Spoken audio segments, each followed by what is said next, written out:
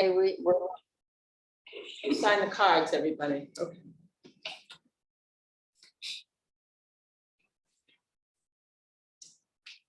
Good evening, everybody, counselors.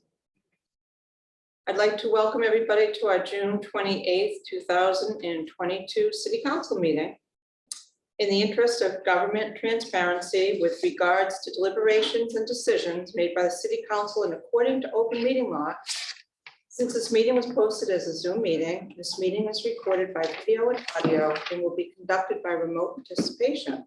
Additionally, all votes taken by the City Council during this and future remote meetings will be by roll call vote. If you're calling in on a phone, you can press *9 to request to speak. If you're watching on a computer or device, there's a raised hand button that you can tap or press to request to speak. Please use either of these options during oral communications to be recognized to speak. I'd like to announce the names of the councilors that are here tonight. And we'll do a roll call on this. So would you just say present? Councilor Jeff Worthy. Present. Councilor Gilman. Present. Councilor Gross. Present. Councilor Grow. Here. Councilor Majota. Present. Councilor Memard. Present. Councilor Nolan. Present. Councilor O'Hara. Present. Welcome, Jamie, and Councilor O'Neill. present. Okay, all 9 councilors are here. And I'd also like to mention a couple of members of city staff. We have Kenny Coster, our auditor. We have Peter Seminara, who is our shellfish warden. We have Joanne Sinos, who is our city clerk. And I think that is all I see, councilors. Correct? Before we do our first order of business, which will be a flag salute, I'd like to do a moment of silence. So councilors, would you join me in bowing your head?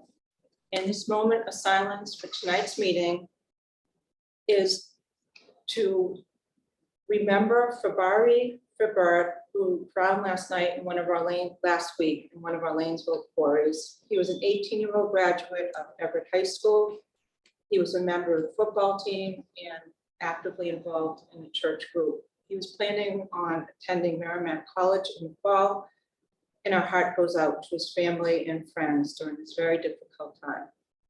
And I'd also like to remember and thank our first responders for their valiant efforts, police officers Aberley and Palazola, and firefighters EMT Thibodeau, and firefighter paramedics Sanger and Aldridge, for doing everything they could to find him.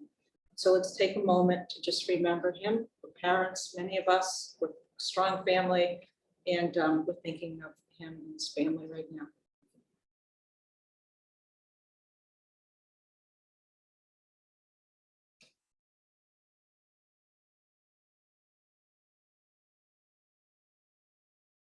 Thank you, councilors. So I'd like to begin our meeting by saluting to the flag. If we could stand, and Councilor Worthley, you are up because you're first on the roll call tonight. So if you would lead us in the salute, it'd be great. I pledge allegiance to the flag of the United States of America and to the republic for which it stands, one nation, under God, indivisible, with liberty and justice for all. Thank you, Councilor.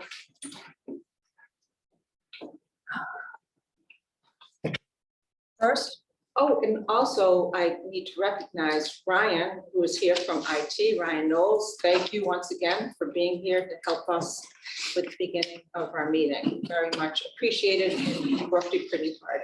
And also to congratulate Pam Toby, who's not here tonight, but she just had a baby boy yesterday, and his name is Charles Bruce. So congratulations, Pam and family. First order of business, Madam Clerk. The first order of business is oral communication. The public shall have the opportunity at every regularly scheduled meeting to be heard under oral communications on matters not appearing on the agenda. Oral communications shall allow any resident who has a request or complaint of any nature relative to city business to appear before the council, state their problem without debate, and the matter shall be referred to the proper agency through the office of the mayor. The resident will be notified within a 2-week period relative to the disposition of same and a copy shall be forwarded to the city council. Persons speaking under oral communications shall be limited to 3 minutes each.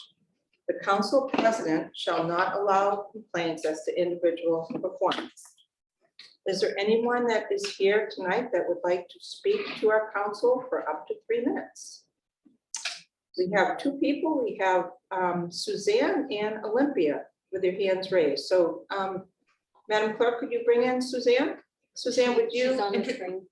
Okay, great. Would you introduce yourself and your address, and you have 3 minutes to talk to us for anything that's not on the agenda. Thank you for the opportunity. Susanna Altenburger, 66 Atlantic Street, out on the way to Wingushik Beach. You all remember me as part of the team that does boat design out of Gloucester. We are now entering our 70th year as a member of the Working Waterfront. My late husband started in 1952. As he intended, I continued the work. And as part of that effort, we've been trying to aid our commercial fishing industry. We looked at a great deal of regulation that has kept this industry from entering the 21st century with a modern fleet. And it's not just a matter of how much resources is out there, but how you can catch the fish that's actually there.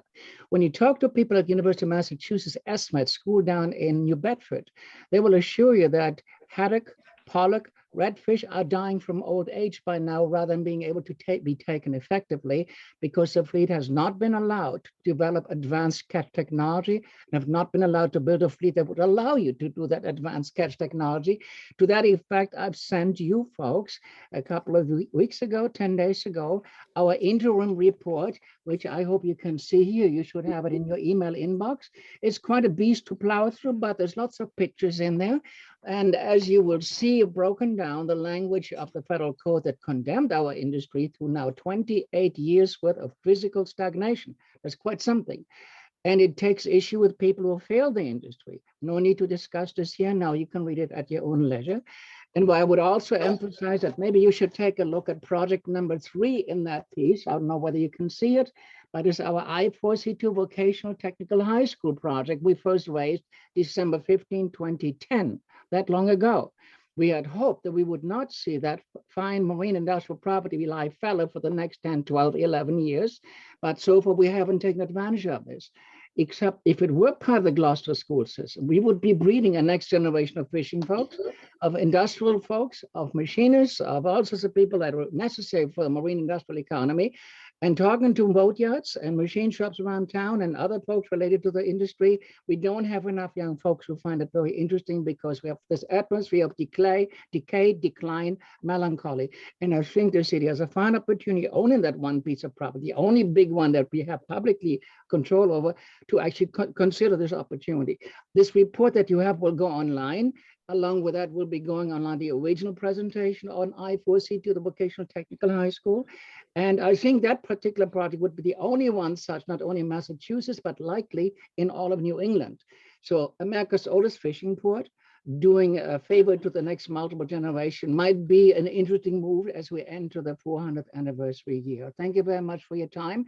And I do thank you all those who have confirmed having received that report. Please do read it. You have not received it in your inbox, Mr. O'Neill? I have not. I will try to send it to you by email once again. Thank you for noting. Thank you. Thank you very much. Suzanne. Thank you.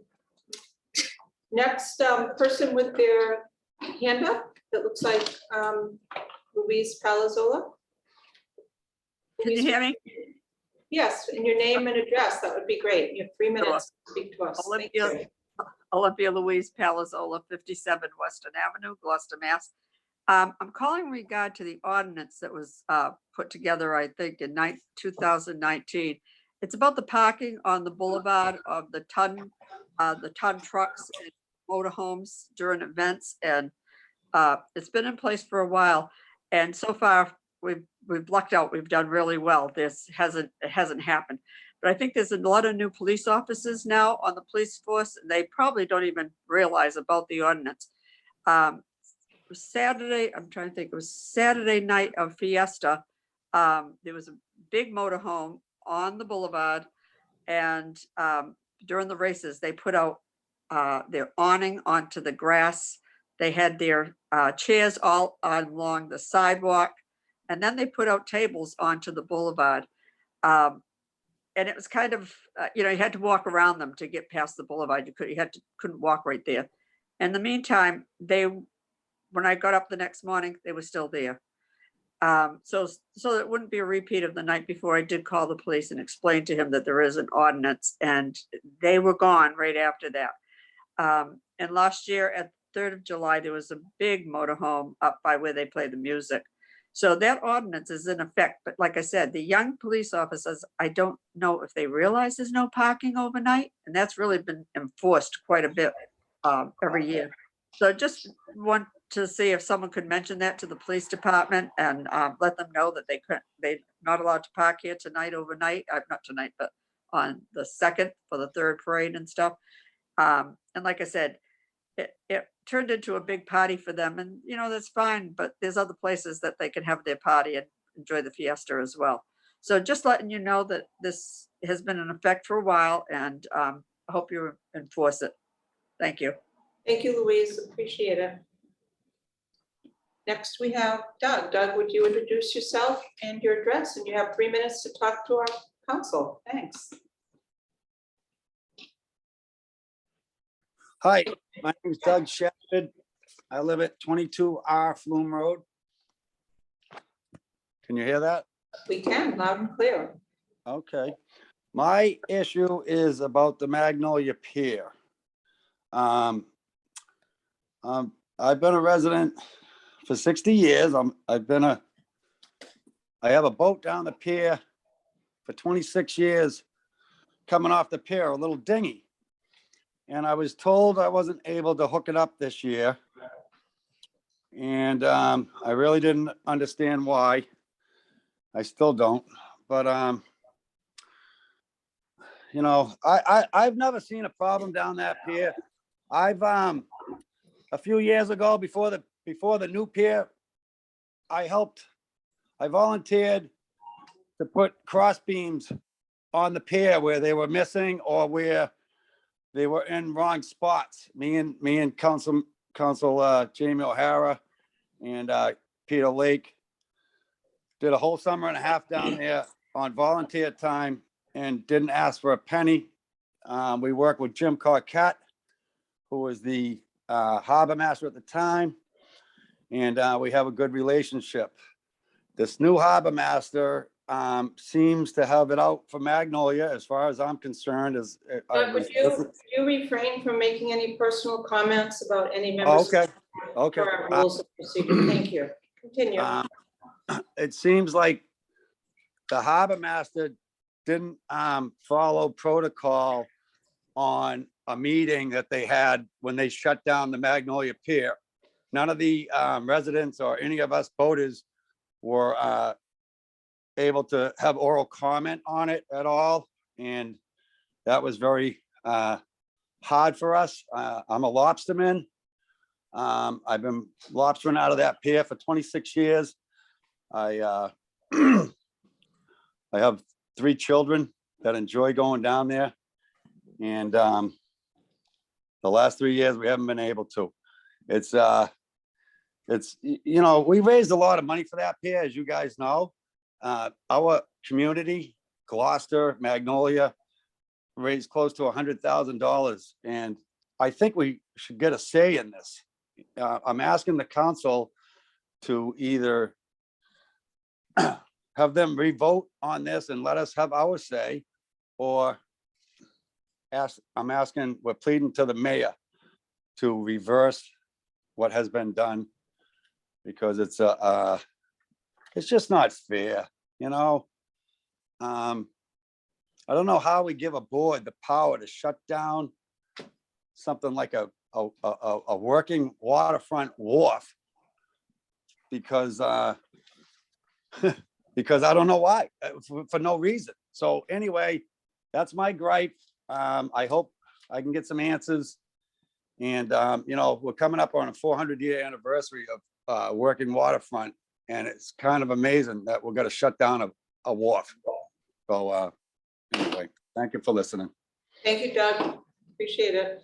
Thank you, Doug. I don't see any other hands raised. Neither do I. Okay. So next order of business, Madam Clerk. Next order of business is the consent agenda. Councilors, does anyone wish to pull any matter off the consent agenda? Seeing none, is there a motion to approve? So moved. Second. Council Worthley approved it and, or made the motion to approve, Council Memard second. Let's do a roll call vote.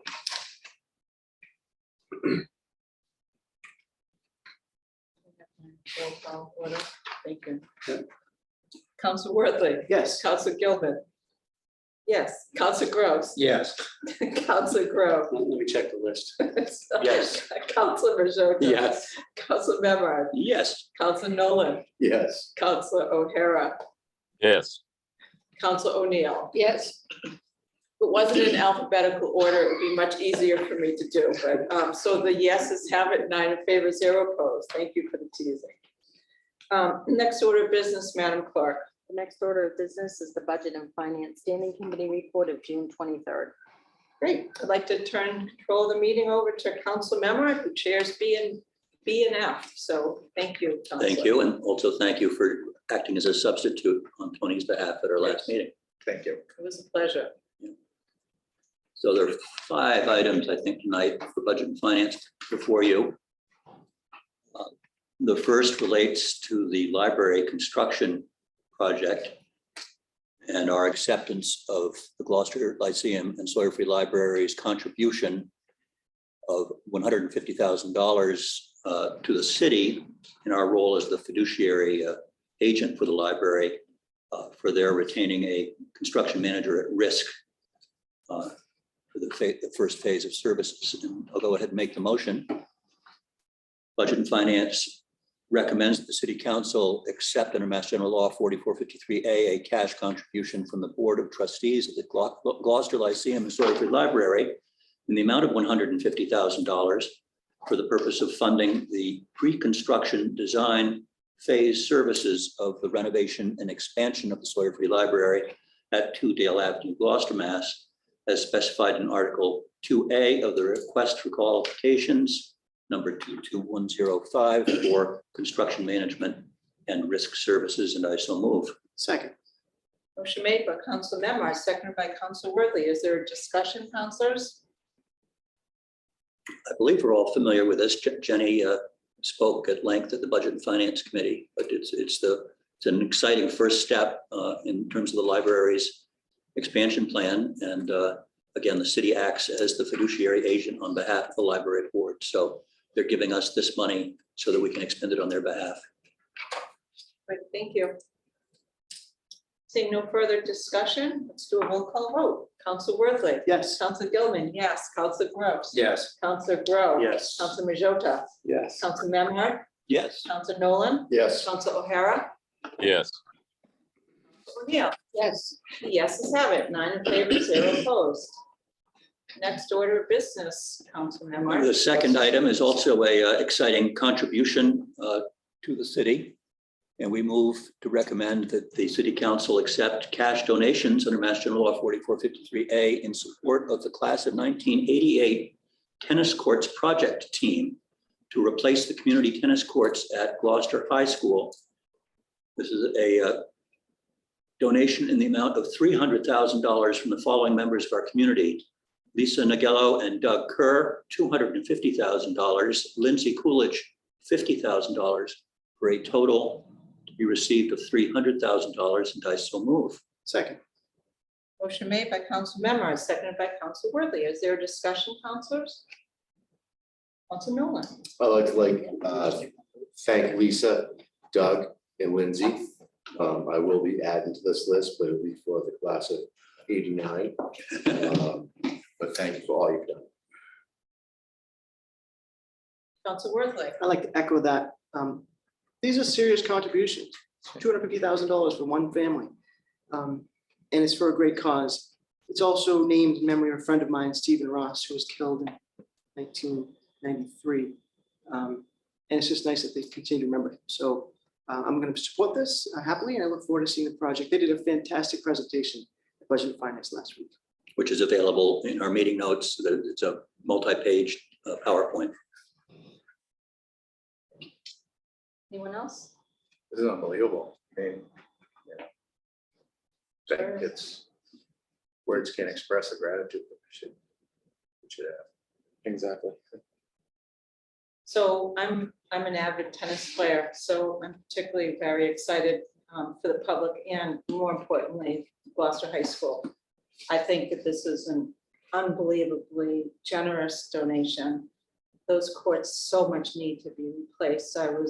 Went to one of their matches about a month ago, and it was a great match. We won. It was right before we made it to the playoffs, and the team spirit was awesome. And the same group of young men on the boys tennis team that I watched that day, came and helped with a cleanup at the O'Malley School in mid-May, which was phenomenal as well. So they're a spirited team, they're excited, and we've got a lot of excitement in the community to join the initial push of these two very generous donors to get the money that They we are need. raising additional funding for lighting down the road, but if you could share with us, Val, their term for what happens when the ball hits a crack, of which there are many in the surface of the court.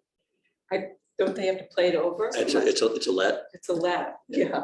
And there's dandelions growing. I mean, this is just, it's so needed. So, yeah, they explained that last week. So this is exciting. So I obviously will be supporting this.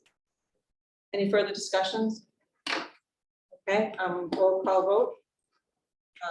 Counselor Worthley. Yes. Counselor Gilman, yes. Counselor Gross. Yes. Counselor Grow. Absolutely. Counselor Majota. Absolutely. Counselor Menard. Yes. Counselor Nolan. Absolutely. Counselor O'Hara. Yes. Counselor O'Neill. Yes. Yes, have it. 9 in favor, 0 opposed. Thank you, Counselor. Next order of business, Counselor Memard. We're receiving additional funds. The next one is number 3 from a memorandum from the Director of our Elder Services, Lisa Nagra, requesting acceptance of a fiscal year 2022 Massachusetts Executive Office of Elder Affairs formula grant in the amount of $88,848. And I'll read the motion. We would move to recommend that the City Council accept under Mass General Law 4453A, a Massachusetts State fiscal year 2022 Council on Aging formula grant allocation from the Massachusetts Executive Office of Elder Affairs in the amount of $88,848. There is no local match requirement for the state grant, and the grant period is from July 1st, 2021 through June 30th, 2022, and I so move. Second. Motion made by Counselor Memard, seconded by Counselor Worthley. Is there a discussion, counselors? This is a routine formula grant, which Elise described to us in some detail, but it's part of their operating budget. Thank you. So roll call vote. Counselor Worthley. Yes. Counselor Gilman, yes. Counselor Gross. Yes. Counselor Grow. Yes. Counselor Majota. Yes. Counselor Memard. Yes. Counselor Nolan. Yes. Counselor O'Hara. Yes. Counselor O'Neill. Yes. Yes, have it. 9 in favor, 0 opposed. Next order of business, Counselor The Memard. fourth item also is from Lisa Nagra, a memorandum from the Director of Elder Services requesting acceptance of donations in the amount of $1,135. And Budget and Finance Committee would recommend that the City Council accept cash donations under Mass General Law 4453A to support the Council on Aging in the total amount of $1,135 from the following members within our community: Robert McCray, Cynthia Biorley, Louise Lucas, and Phyllis Reardon, for a total of $1,135, and I so move. Second.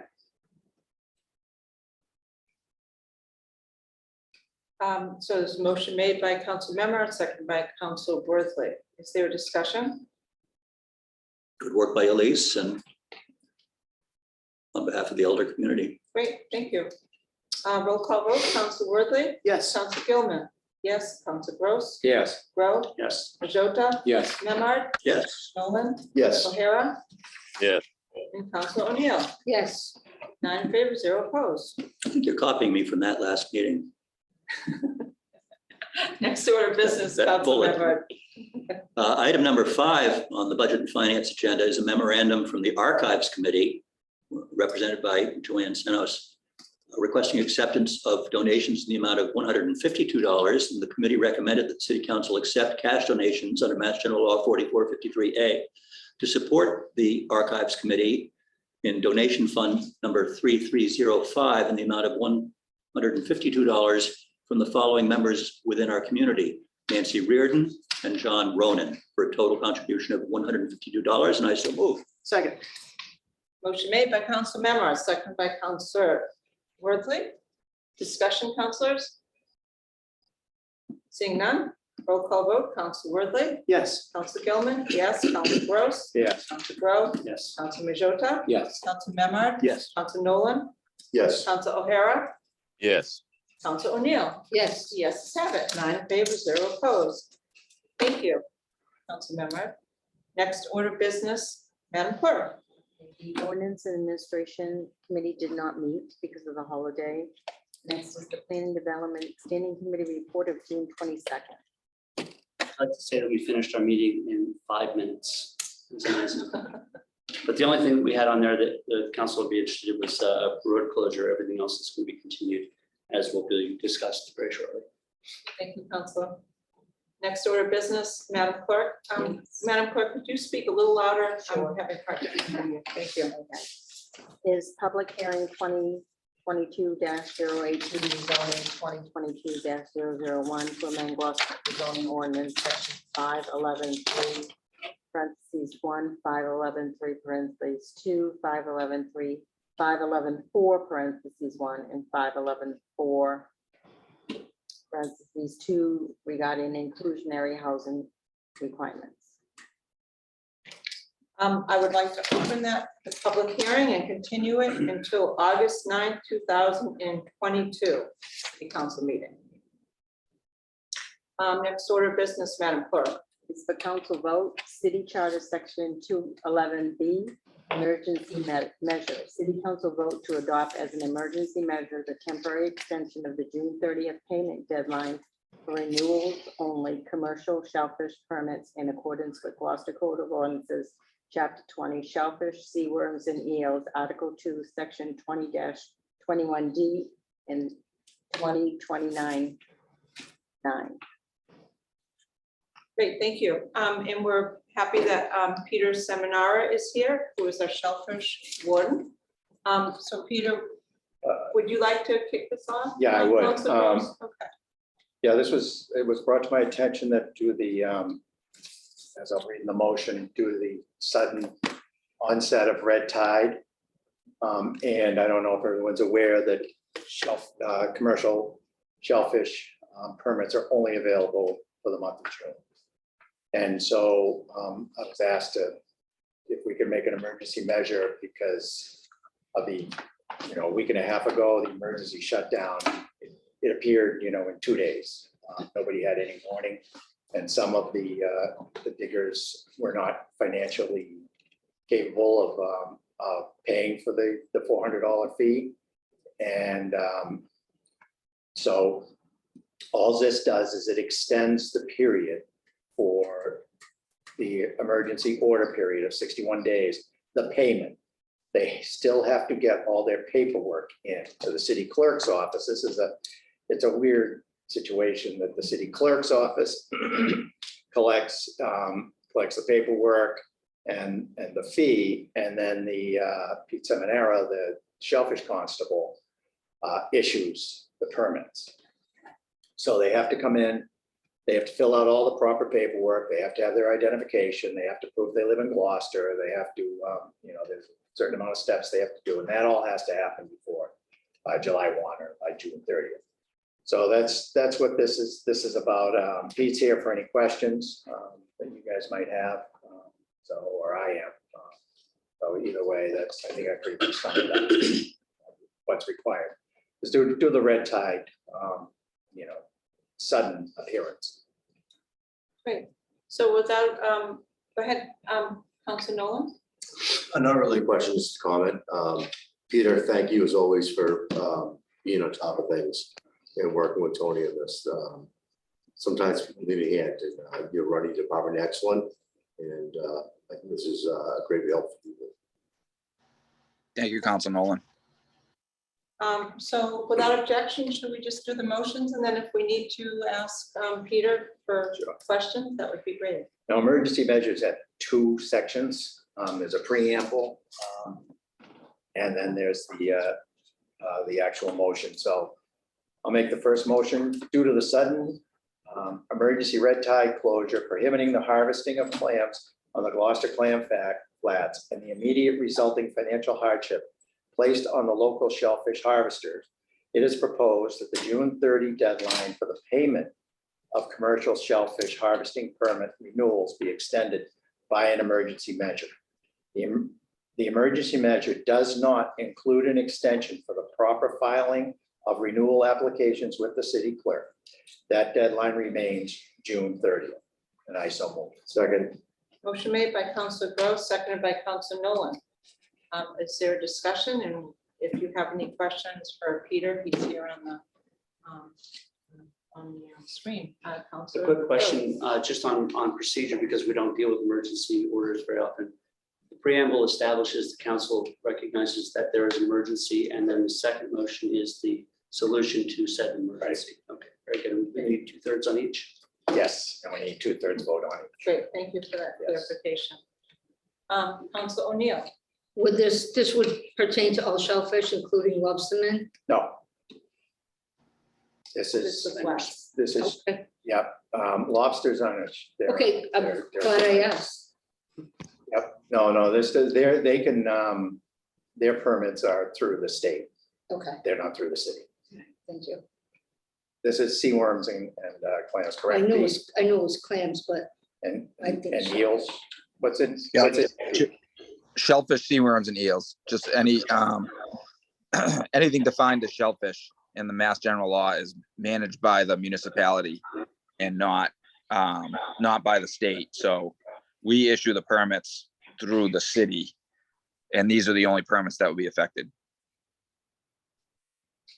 Peter, I have a question for you. Can you anticipate how long you think that the flats are gonna be closed right now? Is there any way you can gauge how they might be getting better? The last counts that we received were going up, so we're looking at a minimum 3 weeks closure right now. Can I ask a Wow. follow-up question there? Yeah, Counselor Grow, go ahead. Just out of curiosity, because we have you here, are we seeing greater regularity and longer periods of time of red tide? Is that in any way resulting from global warming, water temperature rise?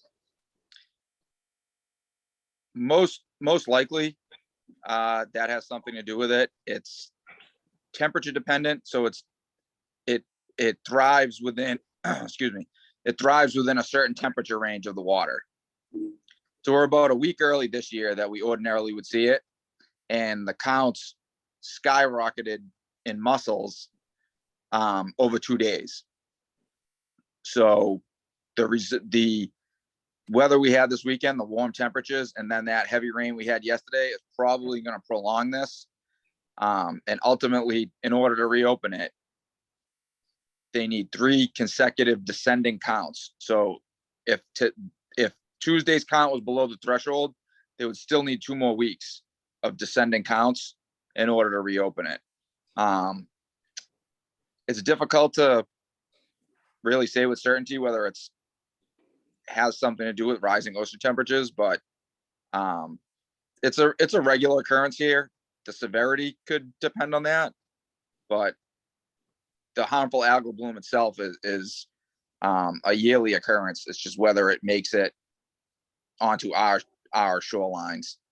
The end of May, there was pretty serious long-term easterly winds, and that tends to blow it in. And then they'll start detecting it in southern Maine and then throughout New Hampshire before we get it. So there's a little bit of forewarning, but this one, at least in my experience, has been particularly rapid in increasing counts. So most likely warming water temperatures will cause more frequent harmful algal blooms. Thank you. Thank you. Any other further questions on this motion or discussion? I just have a follow-up, Pete. And then don't we want the temperature to rise higher now to get rid of it? Yeah, so ordinarily it thrives within a certain temperature range. So usually like a late July, early August heat wave will break a PSP event. So yeah, we want the water temperature to rise above the upper threshold that the algae is able to survive in. Wow. Yeah, interesting. That was a. Any other further questions or discussion on this motion? Council On the Worthley. motion to declare an emergency, I'd like to give credit to Councilor Gross for, sort of using government to help people quickly and efficiently. I think that sometimes we think we can't get a lot of things done, but this was quick acting, and I thank you, Pete, for bringing this forward. It's certainly an emergency, especially for the shellfish members who are participating in it. So I'll be supporting it. Thank you. Any other further comments? Is there a resulting impact on our area restaurants as a consequence of this? Is there? I guess I would ask that of From the Peter. diners. Peter, any consequences on our restaurants other than prices possibly? So usually clam dealers will stockpile clam anticipating some sort of closure. But most likely the consumer will face the higher cost of buying fried clams at a restaurant. But that's a trickle down effect from the dealers are going to charge higher prices for what they have on hand. The wholesale is going to charge a higher price. The restaurant's going to buy it at a higher price, and they're going to sell it to you as a higher price. So there is ultimately a financial impact. And fried clams, as we know, is a popular summer food for our tourists. Peter, my husband and I both closely read the article that was in the Globe this weekend, of which you were quoted in quite a large portion for some of the work that you're doing. And it's fascinating about the screens that you're putting on to try to protect the clams from the green crabs. And I mean, it's amazing all the work that needs to be done. And those green crabs just are horrible. It's an ongoing process, both trying to repopulate that particular area, and that'll take the burden of effort off of some other harder hit areas versus utilizing like effort control by eliminating permits, closing areas down, etc. We try to repopulate areas that were formerly abundant and now for some reason or another have declined in shell stock. So it's an ongoing process right now. We are battling the green crabs constantly. And if we're not able to recruit clams in that area, it'll tell us that there's some other issue at play, such as ocean acidification can affect soft shell clam growth, soft shell clam seed settling in particular areas. So this is just a step in trying to determine why that particular area became less productive. Fascinating. I'd love to see you put it on your Facebook page for the Shellfish Group, if you're allowed to do that, so we could all share it. So it was That page unfortunately got hacked and we had to remove it. Oh, well, I'll see what I can do with making a copy of that and getting it around, because we're proud of all the good work that you're doing. Yeah, it also, the article in the Globe, which is a great article, very Yeah. interesting, also mentioned Rebecca Visnick, Yes, it Pete's did. Pete's Yeah. deputy. Yeah, it was Yeah, awesome. Rebecca basically spearheaded that effort. She did all the organizing of the commercial clammers that assisted us, and was out there physically laying the nets with them. I have a bad back, and so she was out there in the field, and I was the supervisor. I saw her on, was it Friday? Yep. Friday in the building center buying scrub brushes to go down because the algae grows on anything that it can, or weed, not algae, weed grows on anything it can in shallow water. It's not even- Wow. They have to be they do have to be constantly maintained. Yeah. So if any of you guys would like to help, we would gladly welcome it. You supply the boots? Maybe. I think the kids would love this. Tony, what size? But Grace I got have 4 and a plenty of 6-year-old, no, maybe 3 and Multiple 5. pairs. The boots is just, I think they're their size. Okay, so we know what the motion is, we know who made the second. We've done a very good discussion, so let's do a roll call vote. Council Worthley. Yes. Council Gilman, yes. Council Gross. Yes. Council Grow. Yes. Council Majota. Yes. Memard. Yes. Council Nolan. Yes. Council O'Hara. Yes. Counselor Nolan, Counselor O'Neill, I'm sorry. Yes. The yeses have it, 9 in favor, 0 opposed. Second part of the motion, Counselor Gross. Okay. The city council shall vote to adopt as an emergency measure the temporary extension of the June 30 payment deadline for renewals only. This emergency measure does not apply to the June 30 expiration date for current permits. All renewal applications must be properly completed and filed with the clerk's office by the June 30 deadline as per Gloucester Code and Ordinance, Chapter 20, Article 2, Section 20-21D. No renewal shall be issued until the full payment of $400 has been collected as per Gloucester Code of Ordinances, Chapter 20, Article 2, Section 20-29(9). Emergency measures shall stand repealed on the 61st day following their adoption, unless extended by a vote of the city council as per city charter, Article 2, Section 2-11B. And I so move. Second. Is there a discussion, councilors? Any narrative, Counselor Gross? We already had it. Okay. Counselor Worthley and then Counselor Nolan. I just want to ask if there's some methodology that we can remind ourselves of the 60 days. And if we have an opportunity to extend this a second time, if that's necessary. So. We have a Councilor Gross. shellfish constable who will tell us, Okay. right? Pete, that's on you. What was the question? You know how to use a calendar. Can you If- just if it- remind us when 60 days is up? We've got a lot of things on our agenda. If it needs an extension. I will. We're Thank allowed to do this twice, so I want to make sure that we're on top of it. Thank you. Thank you. Counselor Nolan? I'd like to make a motion. Oh, I'm sorry, go ahead. Okay. Okay, any further discussion? Was that an amendment you're making? Oh, no. Counselor Worthley? Yes. Counselor Gilman, yes. Counselor Gross? Yes. Counselor Grow? Yes. Counselor Majota? Yes. Counselor Memard? Yes. Counselor Nolan? Yes, Counselor O'Hara? Yes. Counselor O'Neill? Yes. Yes, it's have it. 9 in favor, 0 opposed. Thank you. Counselor Nolan? I'd like to make a motion for a vote to reconsider on Second. the first motion. Okay, we have a second. And remember, counselors, that if you don't want to reconsider this, the vote is a no. Counselor Worthley? No. Counselor Gilman? No. Counselor Gross? No. Counselor Grow? Nope. Counselor Majota? No. Counselor Memard? No. Counselor Nolan? No, Counselor O'Hara? No.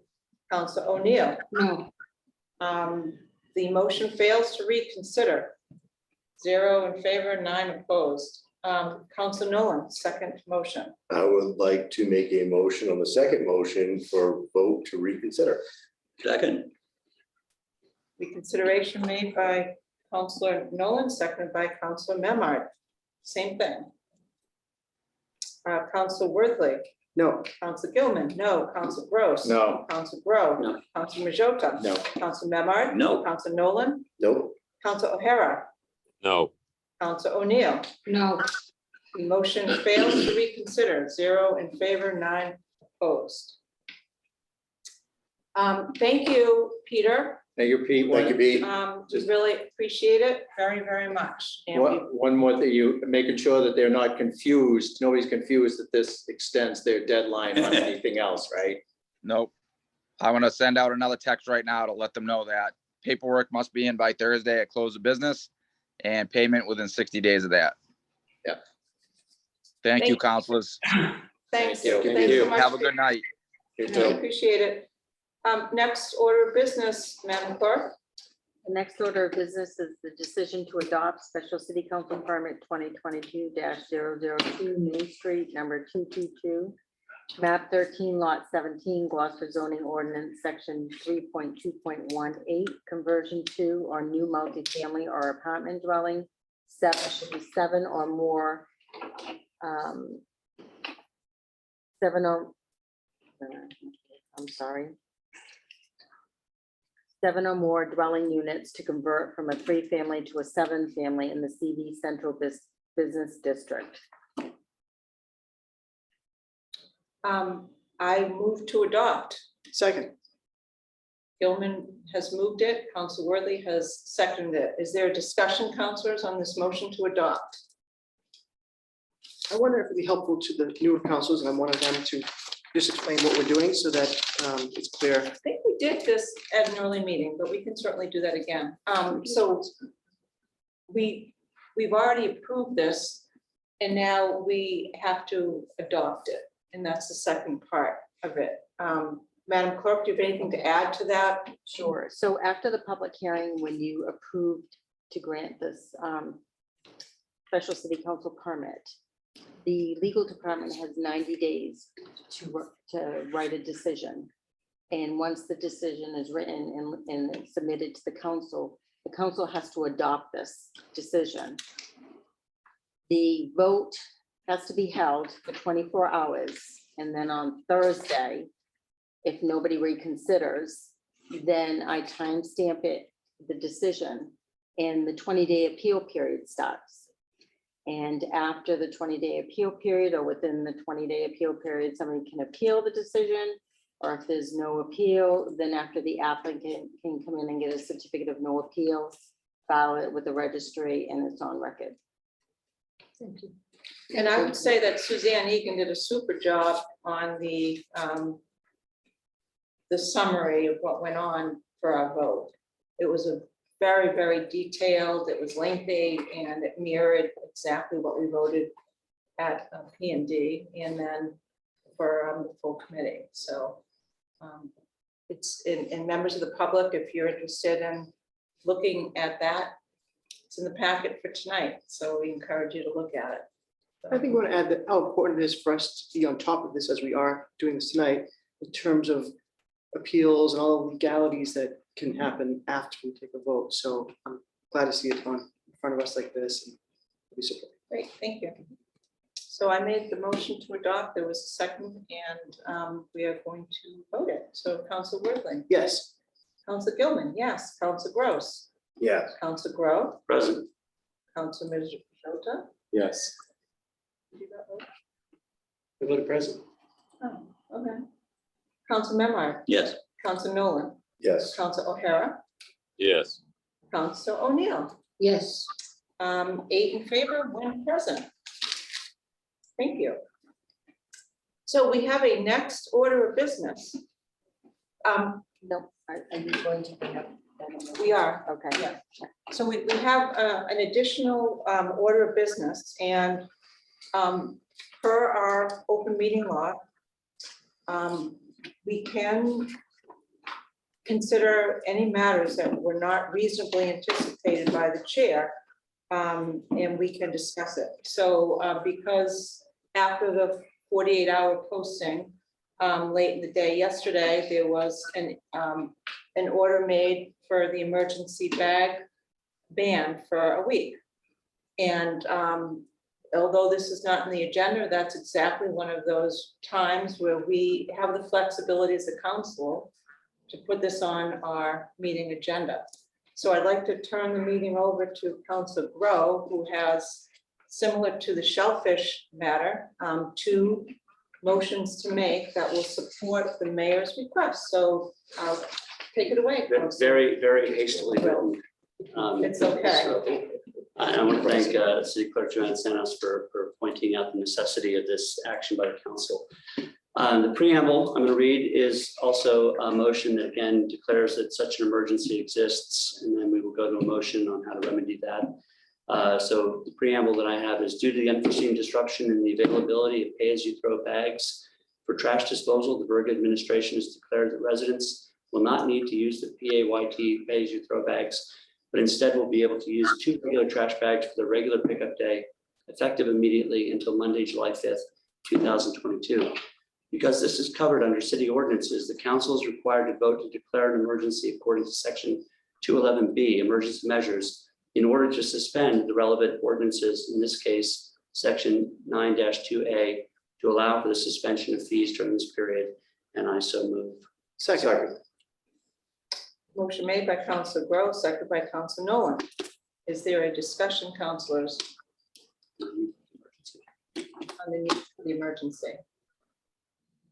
The only thing I would say is that, again, thanks for John, for picking this up. I mean, this is one of those weird little areas where we have a responsibility, and the administration has a responsibility, and our responsibility is to make sure that we uphold the ordinances as they're defined under the code of ordinances, and the mayor in his effort to get a resolution to this missed the step where he has to talk to the council about it. And so we're effectively giving a little bunt to the mayor to get through the next week and a half or so.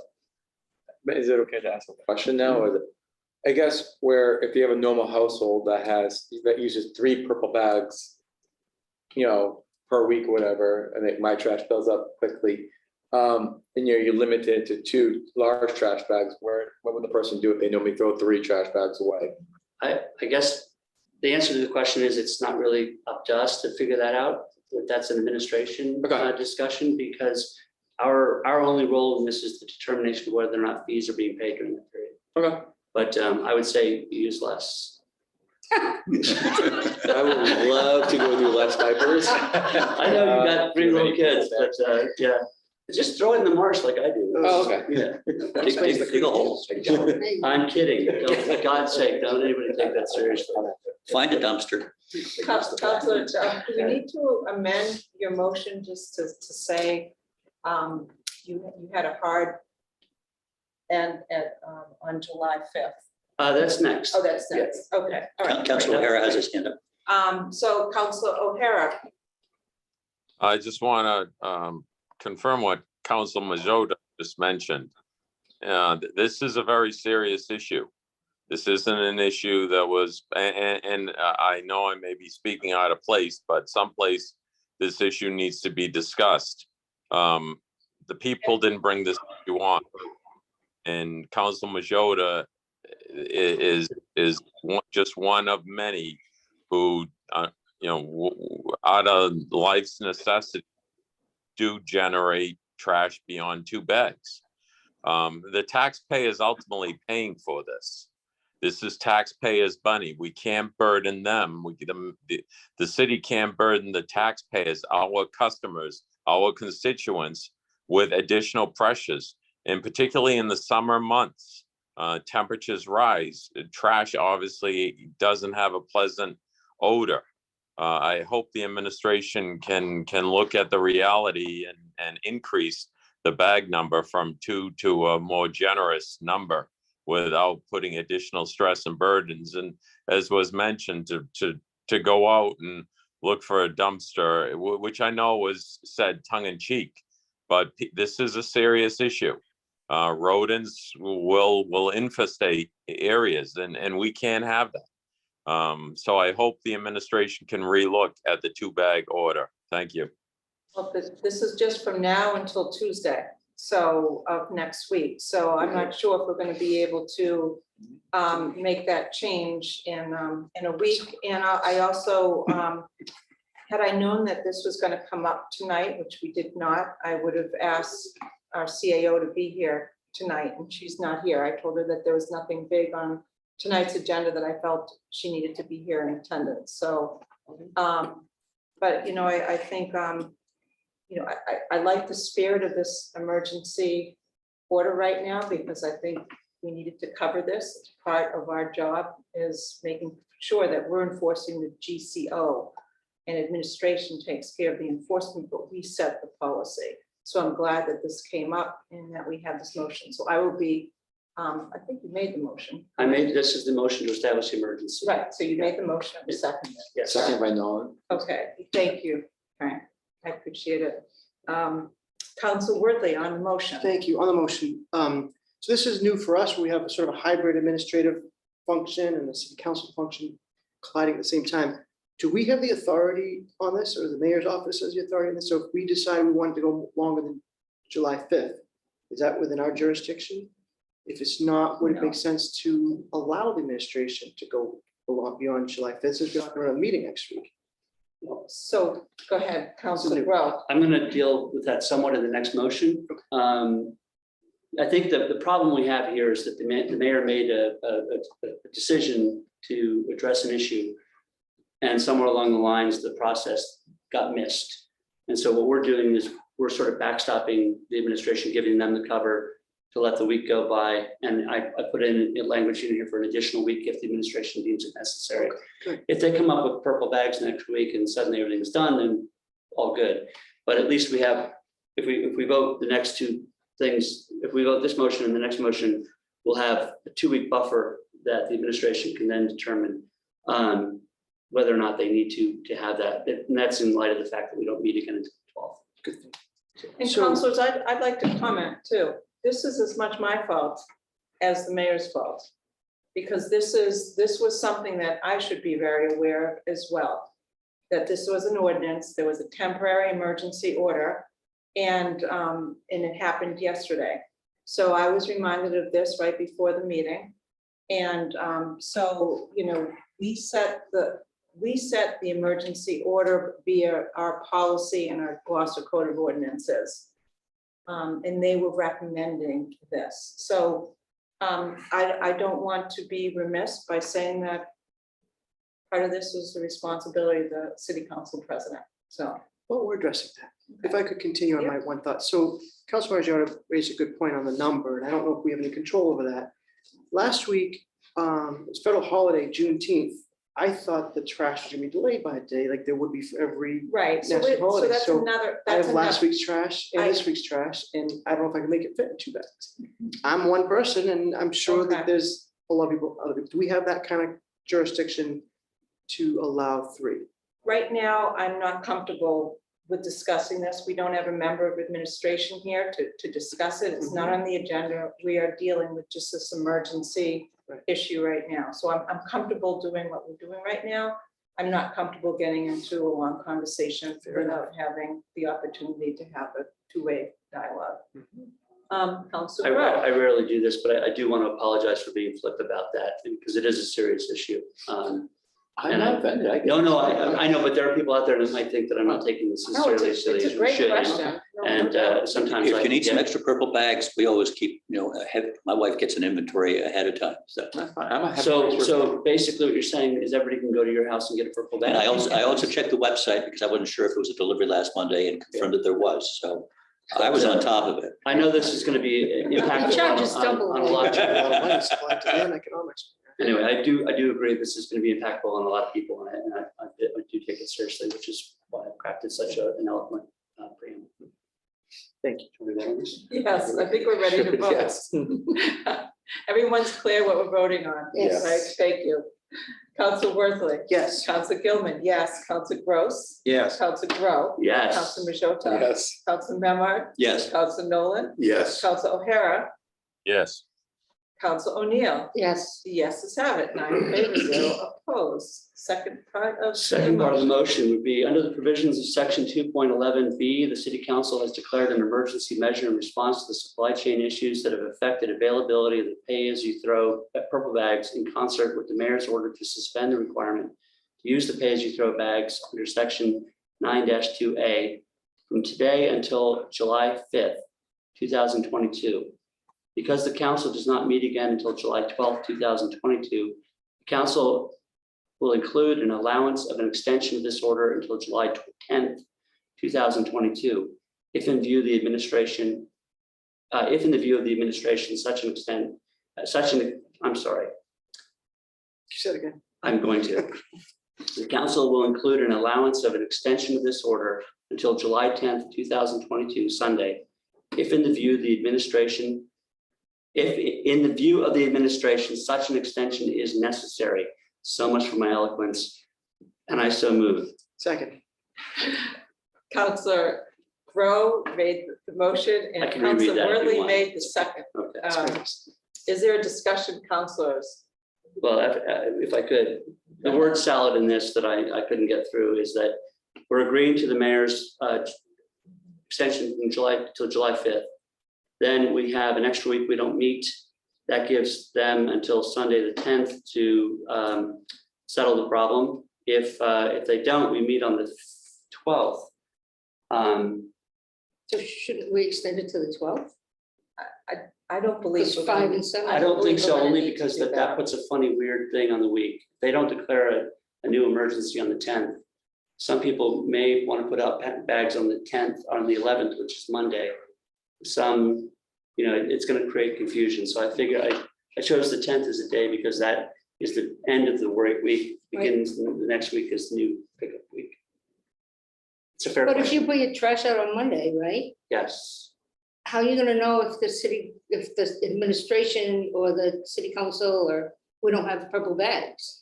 How giving do them- we know that So on I think that Sunday, because there's a lot of people don't Well, we're work giving on them all of next week to get this sorted out. Sunday. So my understanding is that the bags are coming. In fact, I think they were supposed to arrive yesterday Oh, okay. at 2:00, a huge stock. Okay. So I'm confident that we have an extra week if it's needed. Okay. And that will be at the discretion of the mayor's office. So I'm comfortable with that. And I do have 12 purple bags. So if any of you really need a purple bag, Good. I will personally deliver it. And I'm not stalking them. I'm not stalking them, but I would be glad I have to like donate two. a purple bag if someone really needs it. So go ahead, I'm a hoarder now, right? We're also So- gonna get check on that, we won't make any trash.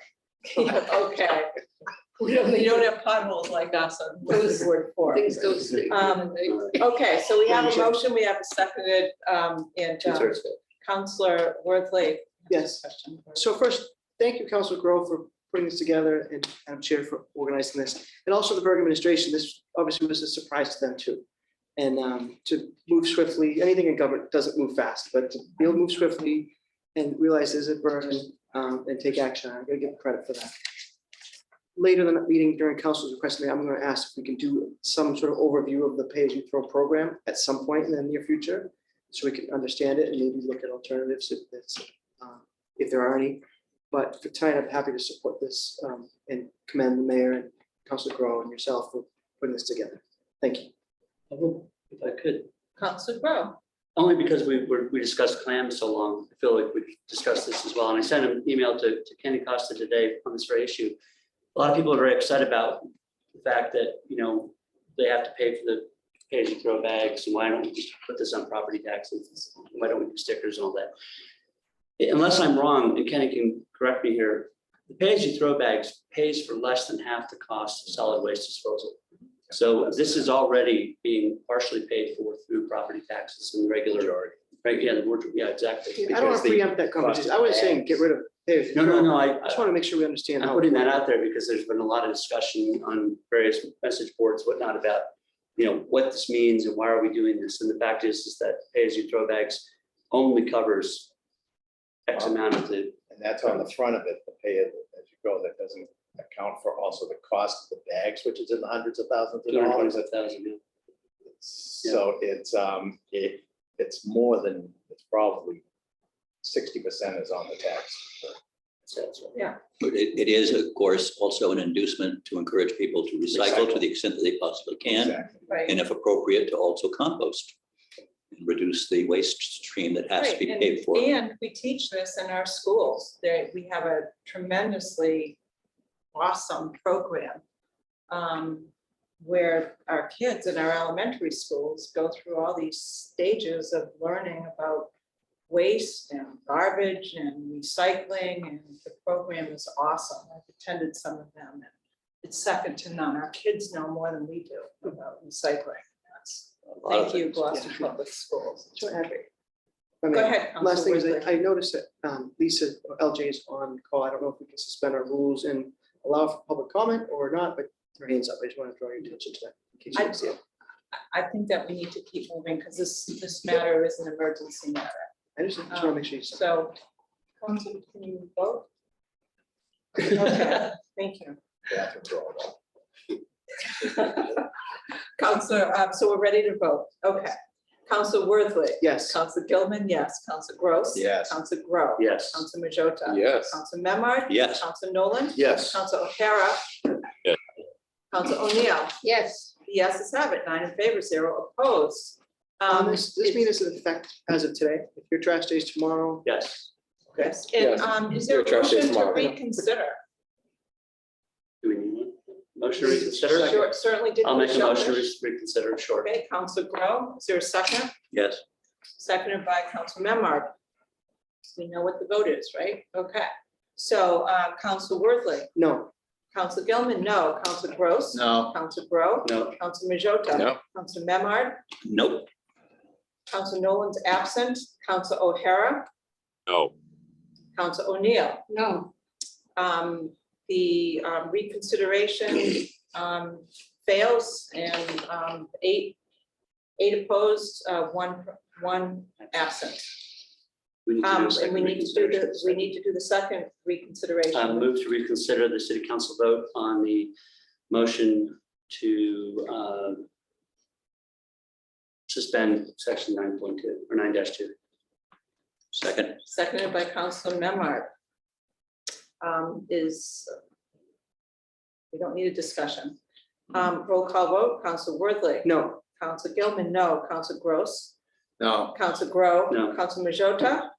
No. Council Memard. No. Council Nolan absent. Council O'Hara. No. Council O'Neill. no, Motion fails. Eight 18. opposed. It's Yeah. 0 to 8. Eight, yeah. And one present or one absent. Thank you. So next order of business, Madam Clerk. Next order of business is the update on the Waterways Board and Harbor Plan Committee by City Council Representative Tony Gross. Now, last week I said I was gonna do ARPA, but I mean, I can do either or.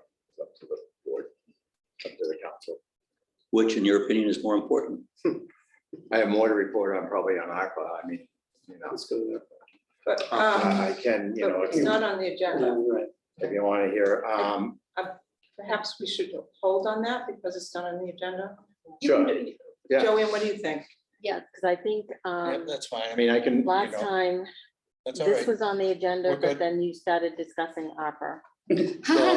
I said, let's change it, and it didn't get changed. Oh, I'm sorry. I had asked that it be changed to ARPA.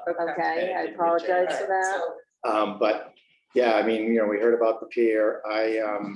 Unfortunately, the whole construction of the pier, while all that was on, the Waterways Board was left out. I was not invited to a single meeting of any of that. I was early on when they were raising money, when John invited me to meetings at the library and stuff, but after that, I was out of the loop, so I don't have a whole lot. We got a report today from the mayor of a timeline of what went on and how that happened. When I was chair of the Waterways Board, we did put a moratorium on any more of the dinghy. But that was just a moratorium. It was not and then you saw the timeline put out by the mayor today. So that sort of advised that last year the float got destroyed on September 23rd. And actually, because where it is over there, we had put in, normally on all the other dinghy docks, everybody has until like November 15th, I think, to get their dinghies out of there. Over there it was September 15th. So it was not much past. And then, you know, you have to give a little grace period afterwards, but it was, and we've had a lot of tropical storms happen in the summer. That was a lot of different circumstances that led to the demise of that float.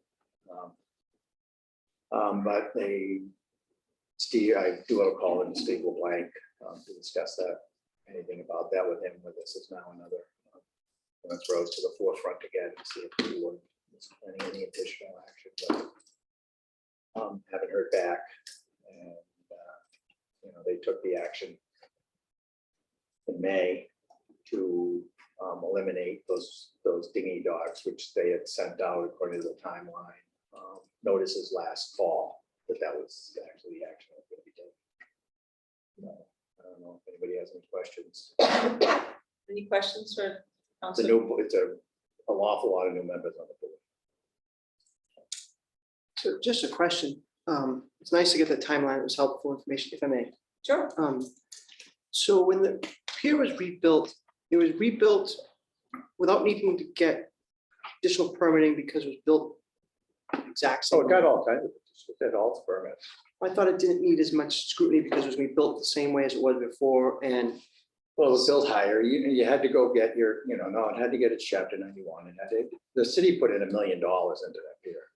So the city has $1 million. And there's also a considerable liability issue too that goes with outhauls. I don't know if everybody's familiar what they're talking about with outhauls.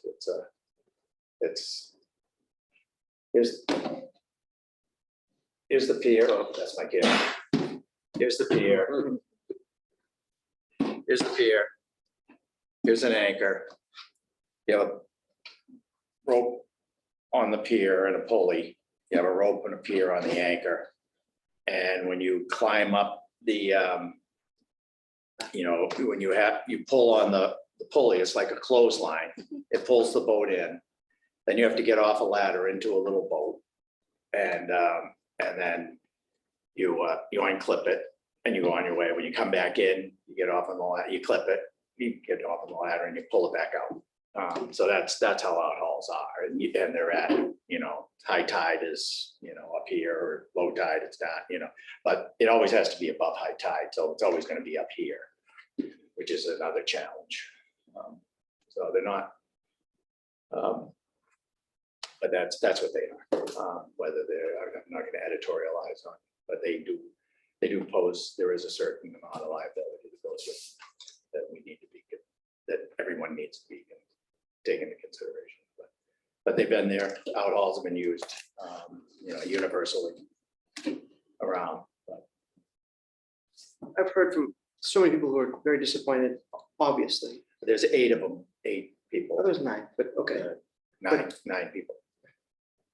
but it's considerable. This is. And we don't have just- any other moorings over there at all So- services, Manchester moorings.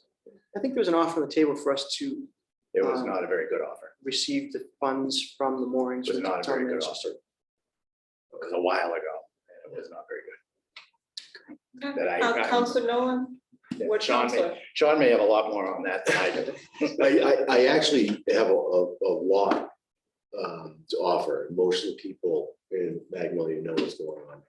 I think that in all fairness, for where the situation is in the polarizing moments and possibly some threats, that we need to take due diligence to make sure that the administration works in the proper channels to work on the Magnolia Pier and figure things out with engineering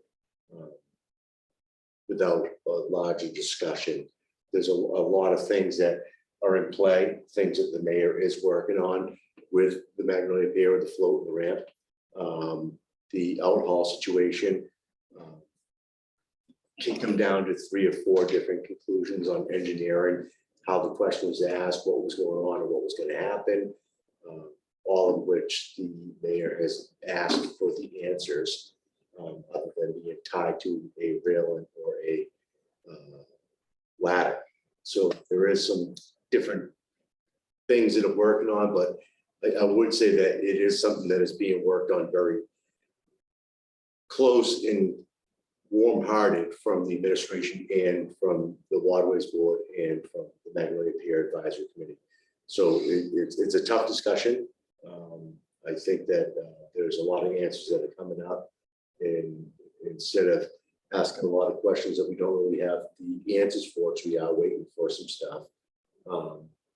I think it's just best to know for the public that the administration is working on this daily and trying to find the most peaceful and prosperous and best way for the city to move forward. So without answers, I really don't want to go any further because we are actively looking. The Waterways Board made a decision. They are the issuing authority on that. Things may change, but we'll find out what happens. But the mayor has come up with money for the start of the initial engineering plan and improvements to the pier. So I guess it's all I can actually say without making something up. Right, Thank you. I mean, one of the improvements, so we can talk about one of the improvements would be is that the ramp that was made, and like I said, I wasn't in on any of the discussions, the ramp that was made was extremely heavy.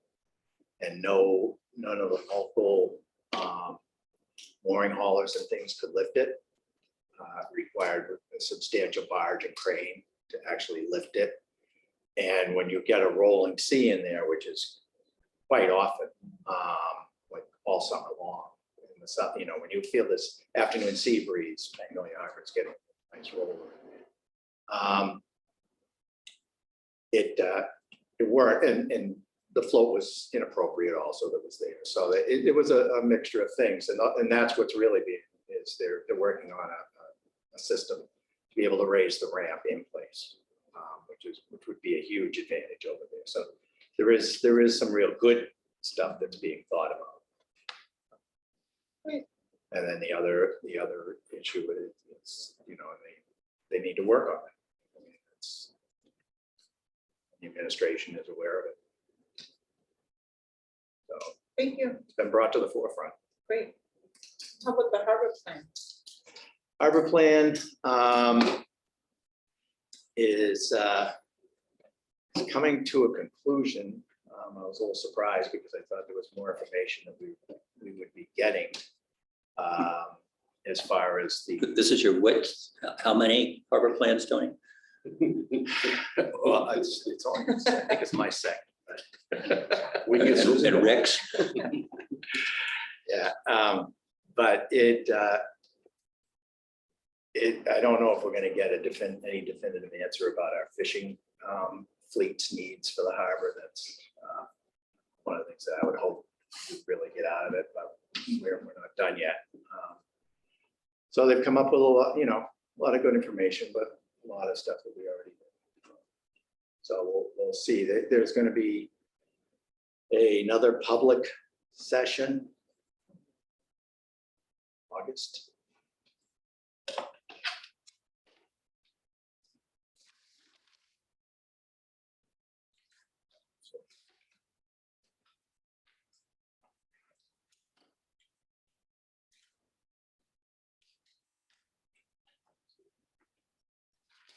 That would be good to have.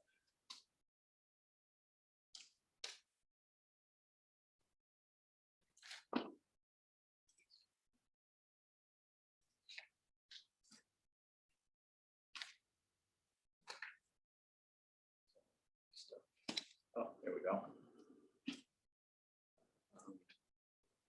So no, I don't have the date down, but they were planning on another public meeting in July, public input meeting, not public meeting, but public input meeting in July, but we decided to have that as a regular harbor planning committee meeting. And so we moved it to a different date. Date to be determined, I think, in August. Can you say that again? You're gonna have a public input meeting? Yeah, in But- July, but it was decided that we actually needed to use that. We needed to have another planning committee meeting, harbor plan committee meeting, Okay, and then have the public input meeting after that, because they're gonna be presenting a lot of stuff. And we felt there was too much stuff in the air yet to, so the harbor plan committee meeting is in July, yes. not August, right? Well, there is one in Well, July, also. but I don't know if we've, That's okay, I just want harbor to, plan, July 8th is the harbor plan committee. all right, thank you. See what we do. No, I'm in December, so it'll be in August. Okay, Keep us posted. Thank you. Yep, I will. We'll still is a lot of talk. There was a lot of discussion on I-4C2 without a lot of conclusions, because it's a very difficult site. No conclusions yet, still? After a Weird. dozen Looking for years. idea I think we know what the conclusion is. You know, it's time has told us, but that's, you know, it seems that those facts will be faced or another story. So, All right, thank you, Counselor. Appreciate it. oh, and the property at 122 Commercial Street, 12. 112, thank you. Right. 112 Commercial Street was also discussed, but it's, Good. it was discussed that there's some topographical issues, like holes and things that need to be probably smoothed out. Is that? Some gravel and concrete. There's Yeah. been some surge erosion behind the granite seawall. Yeah, So so. the city used that site as a staging area for the construction of sewer infrastructure for Commercial Street. So they stored heavy equipment on that site, but the That was a perimeter, while. the perimeter is partly That was a while eroded ago, though. recently. Oh, for the sewer down there recently. Yeah, right. I was thinking more, yeah, right. So, yeah, so it should be, and you, as you well have been saying for a long time, it should be put to some form of public service. And there was talk of trap storage, there was talk of, different things, but at least make it available, then take the chain, the fence down, make it safe. Make it safe and take the fence down. That's a publicly owned piece of property. Yes. We took it for back Marine taxes. industrial, right? Is it marine industrial It's marine industrial. It's outside of the DPA. outside of the DPW? Okay, thank you. And it's a hard spot for tying boats up. Yeah, Benny Yeah. Kukru managed it. but, All right. Dude, the size of, when you pulled up to Sunny's, the size of the balls over there. I feel were like the I'm size of a sitting in my Volkswagen. living room. Come on, let's go. Okay. So, Thank you, Counselor. Appreciate it. Next order of business, Madam Clerk. Council's request to the mayor. So we're going to do this by roll call. So we'll start with Council Worthington. So following up on the pay as you throw, I'd like to request we do a presentation, explain the entire program to the council. I don't know when that would happen, but I'd like to request. I'd like to request a year-to-date accounting of the beach revenue, since we have a brand new program with the reservations. Let's see how it's working well, I think, in terms of traffic. I'd like to see how it's working in terms of the budget compared to other years. I think the Fiesta was a big success this year, and I'd like to just publicly acknowledge the work the Fiesta Committee's done. And, I think the community really came together, and I know the administration played a big role in behind the scenes, DPW, police, fire, those sorts of things. And to commend the fire department for their work at Beacon Marine. And as you did earlier, police and fire, first responders for the event at the quarry. That's it for me today. Okay, thank you. Council Gross. Council Gross. Yep, I've already submitted one request regarding the parking kiosks. I would also request that they're not already in process, that the signs indicating the contamination of the creek at Good Harbor Beach either be more prolific or bigger in their presence, so that they're easily seen by parents, both coming across the bridge and also from the parking lot. I spoke to a number of parents who came in from the parking lot who did not see any signs that indicated that there was a problem with the creek. And I think that we need to be a little better about letting people know whether or not that's a safe place for their kids to be paddling around. I would like to make 2 adjustments to that too, because I know that they were looking to enlarge one to make it very visible. But the sign doesn't specify the creek. It says no swimming. That's true. And that needs to be corrected, because when we're advertising Good Harbor Beach is the best in the country, for people to arrive there and see a sign that says that there's no swimming because of high bacteria with a date of June, whatever, Doesn't really it indicate just where- doesn't, it's just not the right thing. So I think we have to put creek. And I also have mentioned to the mayor's office that I don't think that we should have our assistant Board of Health director, her name on the posters. I think typically we have phone numbers, and that's the right way to advertise members of the public to call, not to have a person's phone. So I've made those 2 suggestions, and I would like to make those again. And I've already had my term, but if I could add, shouldn't we consider having the signs in more than one language? Considering the people who come to the beach don't all speak English. Probably not a bad idea. We did that. Yeah, if this is going to be an ongoing problem, then we need a solution that deals with an ongoing variety of people who tend to be, it's an Yeah, excellent so point. we should make that request. So thank you. Are we doing any more testing? and getting results from the. I can address that in my comments. Okay, great. Thank you, Counselor. So Counselor Grow, you're all set? Thank you. Counselor Majota. Just have a few requests, but no parkings in particular areas. And also, I did get a call a few days ago about the Boulevard parking lot area, as well as large trucks parking there. So I just wanted to get more information on that. I'll be, talking to the administration and see whether or not they can park it there. Just to piggyback on Council Worthley, thank you for the Fiesta Committee and the Police Department, DPW, for the great work for seems like a flawless 5-day festival. I feel like everyone had a great time. It was good to see everyone. And been great talking to everyone in person. We'll just Last time postpone for a that while. for a while. But yes, other than that, yes. Diaper on. Put the shorts back on. I'm excited. Thank you, Counselor.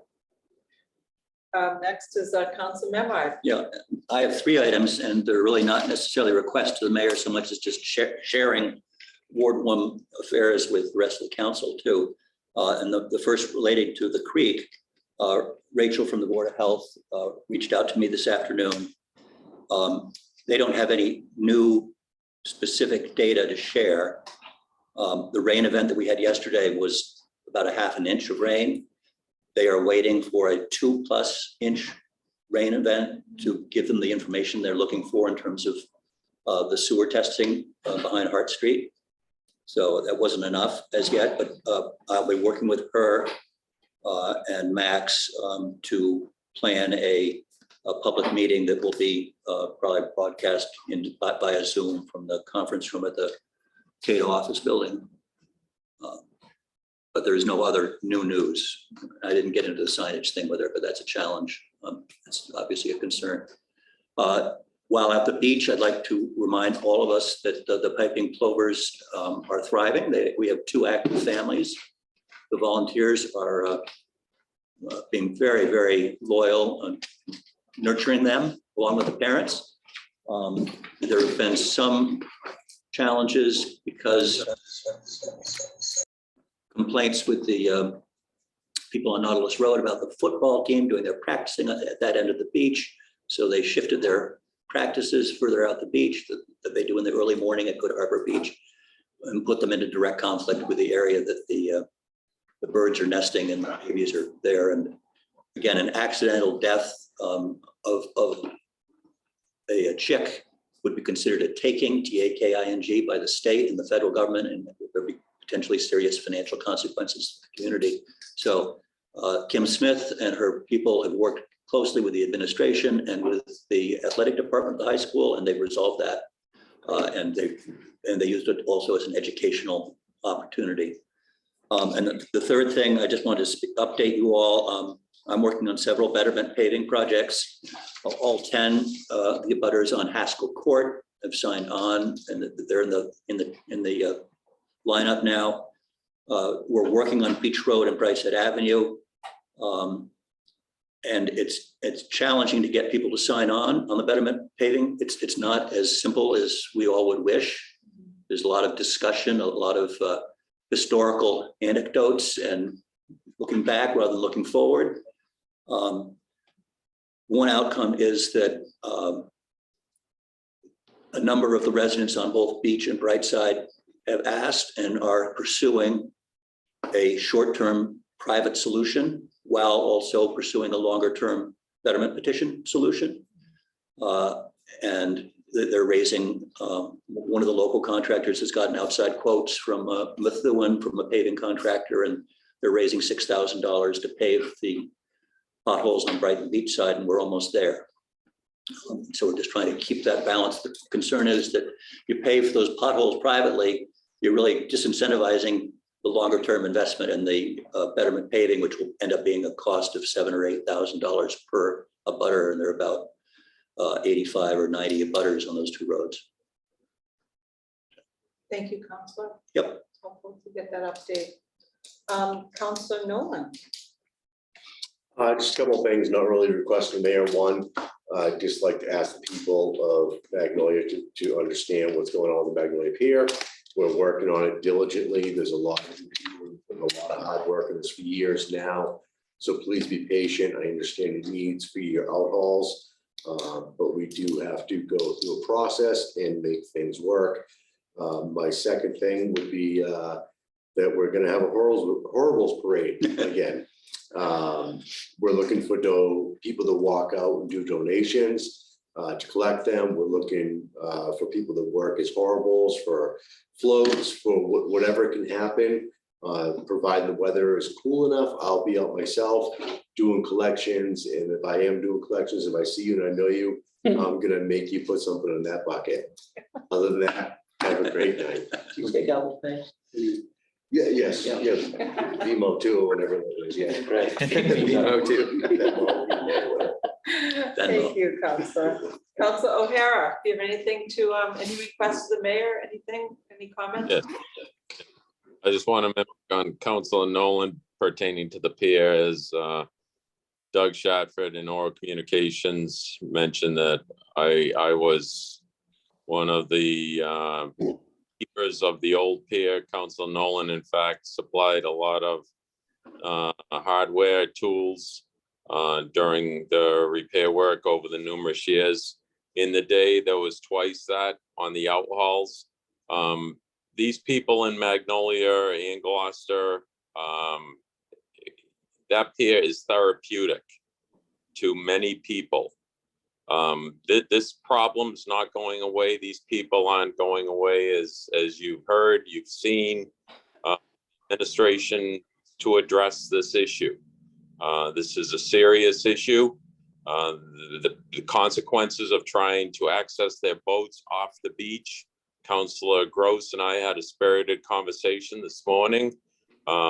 Yesterday. This is a very serious issue. I also want to, as mimic on Council Worthley pertaining to the fire department, police department, first responders, not only with the sad passing of the young man in the pit, the Beacon Marina in Ward 2, Story Road, Western Ave, but I've asked the administration possibly if they would consider after action review of all 4 events. They were major events, and our fire department, police department should be commended for their services, but looking at them to see where they shined and possibly where they could improve. Also want to ask the administration if they could create a hydrant inspection. As I understand, there was a hydrant issue at Beacon Marina, and hydrants, minutes count, seconds count, minutes kill. Not having a working hydrant is a terrible thing. These hydrants protect our assets throughout the city, our taxpayers' properties, and all these hydrants should be tested annually, if not inspected twice a year, or I don't know what is reasonable, but they all need to be functional. So I asked the administration if they can implement a inspection program, a testing program on the hydrants. Thank you very much. Thank you, Counselor. Counselor O'Neill. Nope, I'm all set. So I'm the last person. I have a couple things. First of all, I want councilors to know that Greg Cadamatore will be at our next meeting, and he'll be presenting the open space plan to us.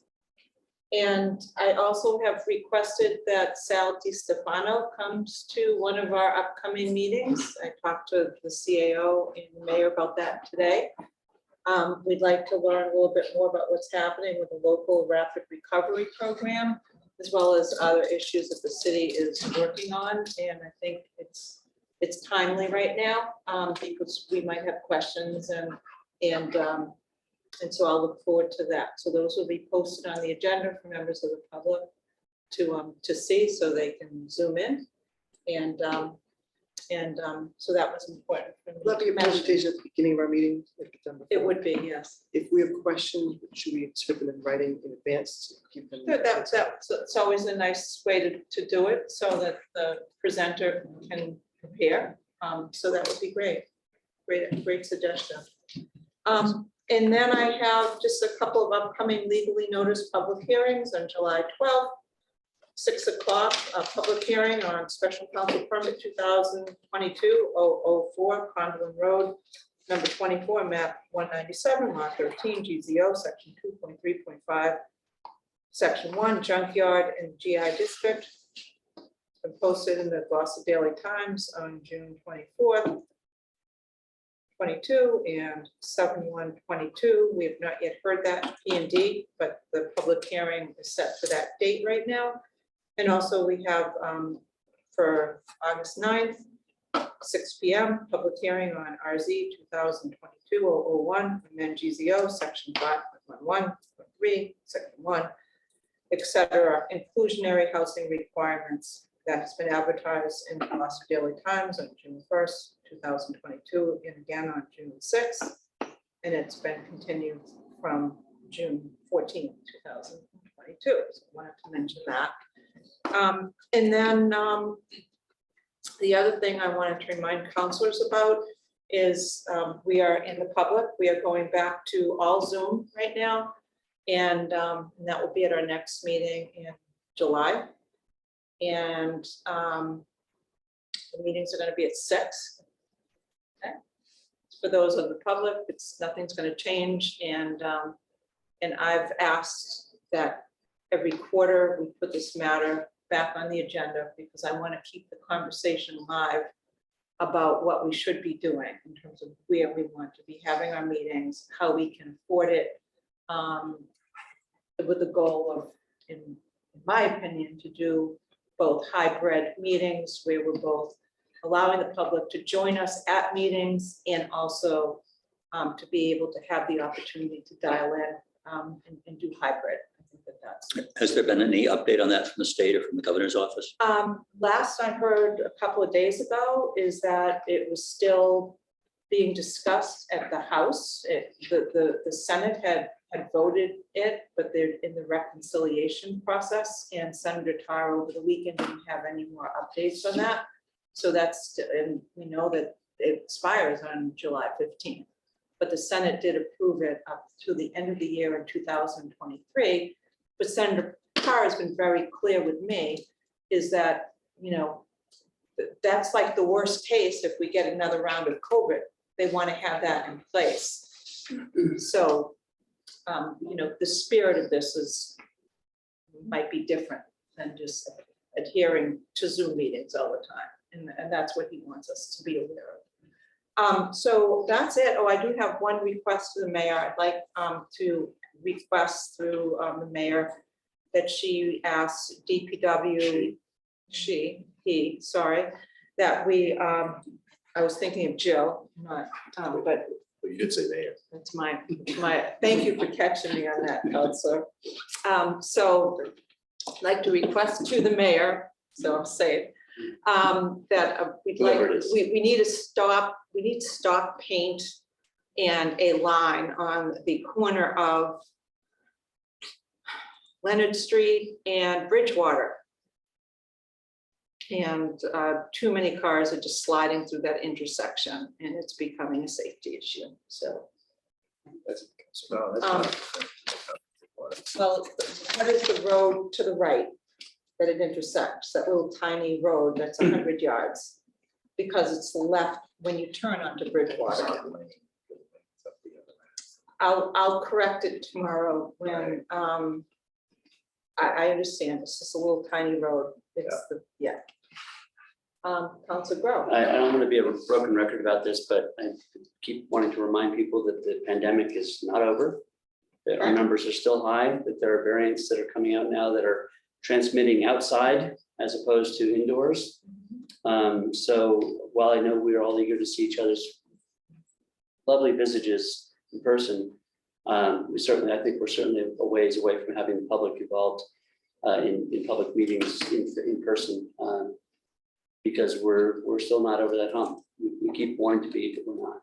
And until we are, or at least until we're in a position to really feel confident that we are on that toe, I think we should be continuing to be vigilant about our behaviors.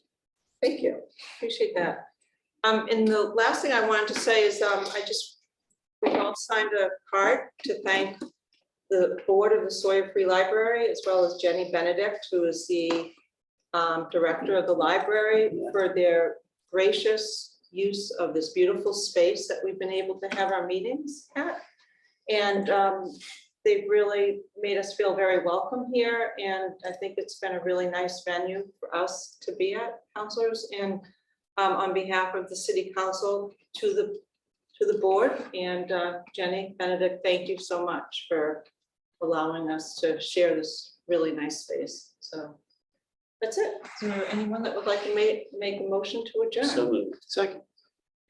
Okay, let's do a roll call. I'm not gonna do this. I'm just gonna go around the room. Forget about it being in alphabetical order. Council Memard. Yes. Council Worthley. Yes. Council O'Neill. Yes. Council Condola. Yes. Council Gilman, yes. Oh, yes. Council Gross. Yes.